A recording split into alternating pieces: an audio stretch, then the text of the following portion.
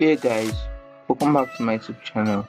So in today's video, I'm going to be showing you how to install vMix on your Windows desktop.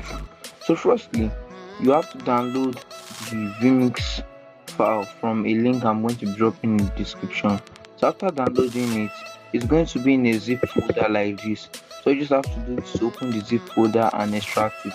So it's going to ask you for a password. I'm going to be dropping the password alongside in this video, so just stay tuned to the end of this video for you to get the password. So I already have it extracted already, so I'm not going to be extracting it again. So I'm not going to be opening the vMix file. Alright, so this is it open now. So for me to install it, firstly I'm going to click on vMix 26 to install it. Alright guys, so it has showed up the installation page, so you just have to click on next here, accept the terms and conditions, and next, then click on next. Just okay, I already have it installed before, so I'm reinstalling it to this same folder. So I'm just going to be clicking yes to continue. But in your home page is not going to be giving something like that because it's your first time installing it. But if you have it before and you are reinstalling it and it's giving you that, click on yes, then here click on next.